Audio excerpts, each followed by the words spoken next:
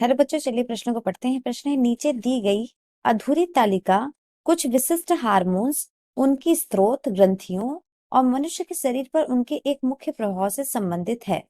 सही विकल्प चुनिए जो ए, बी व सी रिक्त स्थान को सही रूप से भरे। आप देख सकते हैं बच्चों, यहाँ एक तालिका दिया है जहाँ पे एक तरफ ग्रंथि है, एक तरफ उसके स्रावण है और एक तरफ शरीर का प्रभाव है। आप देख रहे हैं कि ग्रंथि ए खाली स्थान है जहां पे आपको सही ग्रंथि भरनी है। वही ग्रंथि की दूसरी ग्रंथि जो है आइसलेस ऑफ लैंगरहैंस की अल्फा कोशिका है। वहीं पे तीसरी ग्रंथि है अग्र पिट्यूटरी यानी अग्र प्यूस। स्त्रावण में एक स्त्रावण आपको दिया है एस्ट्रोजन, लेकिन आइलेट्स ऑफ लैंगरहैंस की अल्फा कोशिका के स्त्रावण के बारे में आपको बताना है और अग्र पिट्यूटरी के भी स्त्रावण के बारे में आपको बताना है। और वहीं शरीर के प्रभाव तीनों दिए हैं बच्चों। द्वितीयक लैंगिक लक्षणों को नियंत्रित करना, रक्त शर्करा स्तर को बढ़ाता है, अतिस्रावण में महाकायता यानी जियांटिज्म होती है। आप देख सकते हैं बच्चों, यहाँ पे वैकल्पिक प्रश्न है जिसमें 4 विकल्प दिए गए हैं। विकल्प ए है प्लेसेंटा, ग्लूकेगॉन, कैल्सिटोनिन। विकल्प बी है ओवरी, ग्लूकेगॉन, वृद्धि हार्मोन। विकल्प सी है प्लेसेंटा, इंसुलिन, वैसोप्रेसिन। और विकल्प डी है ओवरी, इंसुलिन और कैल्सिटोनिन। आइए बच्चों, इस प्रश्न के मुख्य अवधारणा की ओर बढ़ते हैं। मुख्य अवधारणा बच्चों, इस प्रश्न में आपको देख रहे हैं जो कि तालिका है, तो सबसे पहला आपको स्त्रावण का नाम दे दिया गया है। तो आपका जो पहला स्त्रावण है वह है आपका एस्ट्रोजन और जो कि प्रभाव देता है द्वितीयक लैंगिक लक्षणों को नियंत्रित करना, द्वितीयक लैंगिक लक्षण को नियंत्रित करना। तो बच्चों, सर्वप्रथम आपको ये पता होना चाहिए कि जो एस्ट्रोजन है वो एक प्रकार का हार्मोन है जो कि आपके मादा द्वारा स्रावित होता है, यानी कि एक प्रकार का मादा हार्मोन है।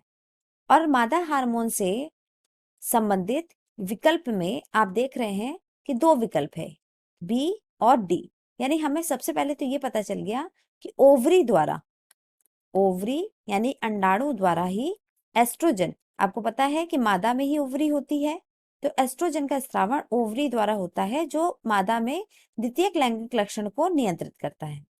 तो इसका आपको पता चल गया बच्चों कि यहाँ पे होगा आपका ओवरी। आइए हम दूसरे तरफ बढ़ते हैं। जो दूसरा है बच्चों आपका, वह है आपका आइलेट्स ऑफ लैंगरहैंस की अल्फा कोशिका, लैंगरहैंस की अल्फा कोशिका। तो बच्चों, जो आइलेट्स ऑफ लैंगरहैंस है उसकी अल्फा, बीटा तथा डेल्टा कोशिका होती है, जिसमें से बीटा कोशिका में से तो इंसुलिन और डेल्टा कोशिका में से आपका सोमेटोस्टैटिन का स्रावण होता है। लेकिन अल्फा कोशिका में से ग्लूकोगॉन का स्त्रावण होता है जो कि रक्त में शर्करा के स्तर को बढ़ाता है, रक्त में शर्करा के स्तर को बढ़ाता है। तो इस प्रकार बच्चों यहाँ पे होगा आपका ग्लूकेगॉन, क्योंकि आइलेट्स ऑफ लैंगरहैंस की अल्फा कोशिका से ग्लूकेगॉन का ही स्त्रावण होता है जो रक्त शर्करा स्तर को बढ़ाता है। आइए बच्चों हम आगे बढ़ते हैं।